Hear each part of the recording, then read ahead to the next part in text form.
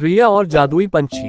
एक बार की बात है, घने जंगल के बीच बसे एक छोटे से गांव में रिया नाम की एक युवती रहती थी। वह अपनी दयालुता और छोटे बड़े सभी प्राणियों के प्रति अपने प्रेम के लिए जानी जाती थी। उसने अपना अधिकांश समय जंगल में भटकने, उसके रहस्यों को जानने और प्रकृति की सुंदरता को निहारने में बिताया। एक दिन जंगल में भटकते हुए रिया को एक घायल पक्षी जमीन पर पड़ा मिला। उसने सावधानी से उसे उठाया और वापस अपनी कुटिया में ले गई। उसने चिड़िया के घावों की मरहम पट्टी की और उसकी देखभाल कर उसे फिर से स्वस्थ कर दिया। दिन हफ्तों में बदल गए और पक्षी रिया की देखरेख में मजबूत और मजबूत होता गया। वह अपने दैनिक दिनचर्या के बारे में जानने के दौरान उसके कंधे पर बैठ जाती थी और वे एक दूसरे से बात करने में घंटों बिताते थे। बात की, मेरी जान बचाने के लिए धन्यवाद, इसने कहा। मैं सिर्फ कोई पक्षी नहीं हूँ, मैं एक जादुई पक्षी हूँ। मेरे पास आपको 3 इच्छाएं देने की शक्ति है।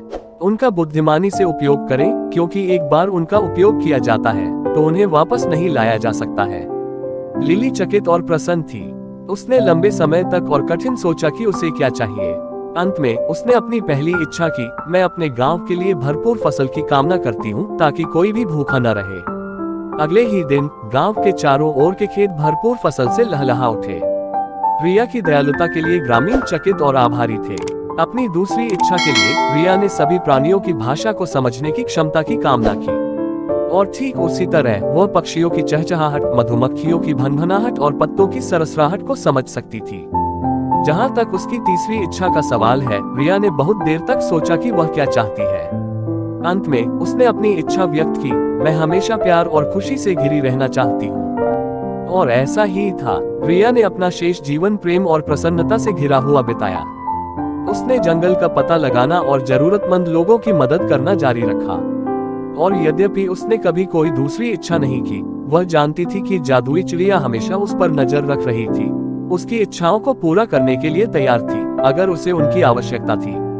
रिया को पता था कि अगर हमने कोई भी आवश्यकता की चीज का जिक्र किया तो जादुई चिड़िया उसे पूरा कर देगी। ऐसे ही जैसे हम किसी दूसरे की मदद करते हैं, उसी प्रकार भगवान हमारी मदद करते हैं। दोस्तों, हमें हमेशा दूसरों की मदद करनी चाहिए। क्या पता किसके रूप में भगवान के दर्शन हो जाए। दोस्तों, ऐसी ही मोटिवेशन, एजुकेशन और एंटरटेनमेंट ज्ञान की कहानियां को सुनने के लिए आपने यूट्यूब चैनल नेचर ध्यान कहानियां को लाइक, सब्सक्राइब और दोस्तों के पास शेयर जरूर करें। मिलते हैं अगली वीडियो में। धन्यवाद दोस्तों। आपका दिन शुभ मंगलमय हो। Folded hands.